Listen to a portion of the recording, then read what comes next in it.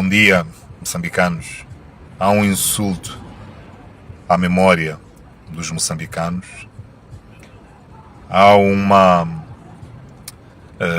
desonra que é feita ao coração dos moçambicanos que diariamente vêm construindo um sentido de unidade, vêm rompendo barreiras que foram construídas pela Frelimo durante todo esse tempo, desde 1975 até às datas recentes.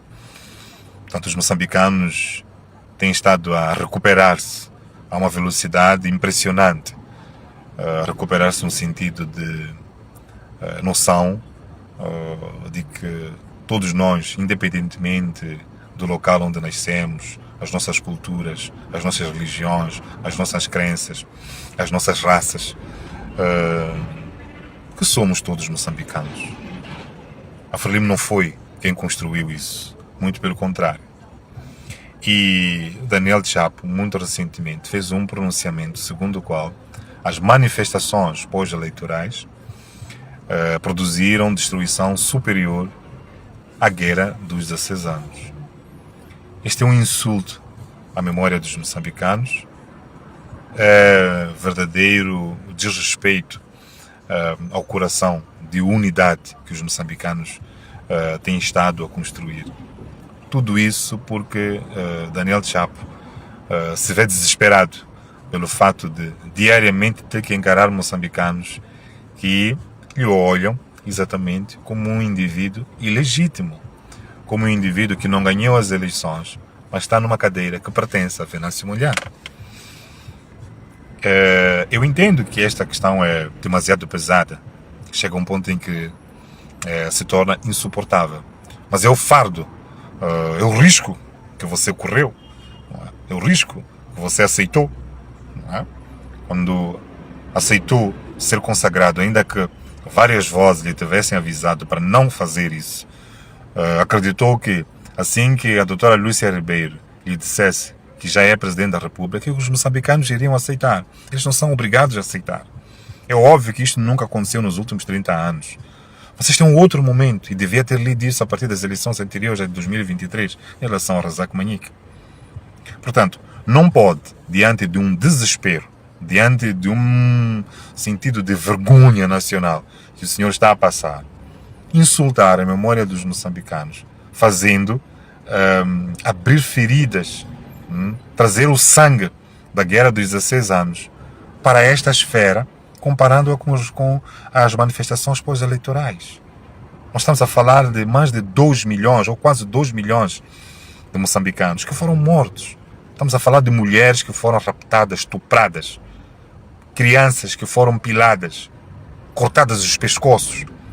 Há como uma criança aqui, feita por um manifestante que tivesse algum cartaz, foi morto. Alguma mulher foi morta por um manifestante que estivesse a dizer Venâncio Mondlane ganhou. Alguma mulher foi estuprada por isso. Haja vergonha. Há alguém aqui em Moçambique que chegou a sofrer alguma consequência pelo fato de um indivíduo ter um cartaz a dizer que lhe foi roubado o seu voto.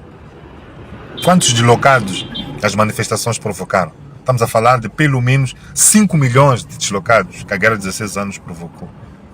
São fricções, são feridas, é sangue derramado a chorar, que tinha sido esquecido e que o senhor, para tapar a vergonha de ser um presidente ilegítimo, prefere vir dizer. É uma tentativa, não é?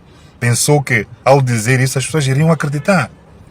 Até quando é que vocês vão perceber que nós estamos numa nova fase, que é a fase em que impera a verdade? Quando Venâncio Mondlane apresentou-se ao nível do seu pré-manifesto, disse claramente que mais do que promessas de construir, de dar riqueza às pessoas, ele queria reivindicar os princípios e os valores que foram perdidos. E foram perdidos exatamente pelas vossas ações. É este tipo de pessoas que vocês são. Vale tudo. E vocês fizeram isso. Destruíram absolutamente tudo. Nós estamos a falar de destruição material. Estamos a falar de destruição dos valores humanos. Então, é esta fase em que nós nos encontramos. Portanto, tentar jogar sujo pensando que vai ganhar alguma legitimidade ou vai destruir a imagem de Venâncio Munhã. Não vai resultar. E desta vez o senhor atingiu um limite, ou pronto, foi para além dos limites aceitáveis, que é insultar os moçambicanos. As pessoas de Gaza odiavam as pessoas do sul, do norte. Vocês se lembram como é que vocês eram votados aqui ao nível da província de Gaza? Era porque construiu-se a ideia de que as pessoas do norte é que iniciaram uma guerra. É isto que fez grande parte de Gaza, esmagadora maioria de Gaza, odiar-lhe a cama durante anos. Hoje as pessoas de Gaza, as pessoas de Inhambane, por aquilo que nós podemos perceber, já estão curadas. As pessoas já sabem da verdade. Recentemente escrevi que Adriano Novunga disse que o pai dele não foi morto pela Renamo. Foi uma queima de arquivo porque percebeu-se que um determinado ataque na zona de Chinavane tinha sido deflagrado por homens da Frelimo. Então como é que vocês hoje ainda querem trazer a ideia de que a guerra dos 16 anos foi menos mortífera, foi menos destruidora que as manifestações pós-eleitorais? Se as mesmas manifestações pós-eleitorais, as mortes que nós tivemos, foram provocadas por ordens da Frelimo. Mas qual é a comparação que existe? É que as mortes havidas aqui, nas manifestações pós-eleitorais, vêm adicionar as mortes da guerra dos 16 anos e dos outros conflitos. Não foi nenhum cartaz. Não houve um único cartaz que tivesse se transformado em arma e ou numa bomba, ou numa bala, ou numa metralhadora, que tivesse morto pessoas.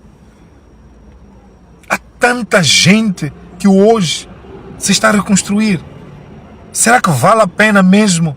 Será que temos que ir até este ponto de nos insultarmos, insultar a memória das pessoas que já estão com 60, 70 anos, dizendo que uma reivindicação justa por causa de um acórdão fraudulento, por causa de uma ação de uma CNE,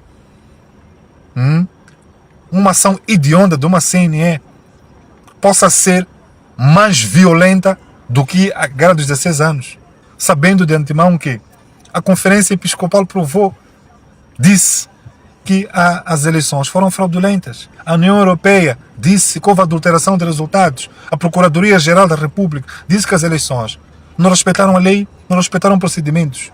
Veja que depois de tudo isso, a Procuradoria ainda procurou encontrar algum sentido de ciência e disse que nem ciência aqueles resultados tiveram. Claramente as pessoas, quando saíram à rua, saíram porque reivindicavam, porque elas não são obrigadas a aceitar uma decisão que lhes prejudica. E isso é constitucional, é um direito, não é? De resistência. O direito de negar uma decisão que lhe prejudica, que é ilegal, que é injusta. Em função disso, as pessoas foram mortas pela UIR, mandada por vocês, para proteger a sua eleição. E mesmo assim, o senhor insulta os moçambicanos, dizendo que esta reivindicação produziu mais mortes. Quer dizer, produziu mais de 2 milhões de mortes. Meu Deus. Dr. Daniel Chapo, não podes chegar a este ponto. O desespero não te pode levar a chegar a este ponto. Foi você que decidiu unilateralmente aparecer na televisão e dizer que não havia nenhum acordo, não havia nenhum consenso e por isso não havia nada a cumprir. Ninguém lhe obrigou a fugir da mesa de negociações. Não vai procurar legitimidade insultando os moçambicanos. Isso não. Não, isso não.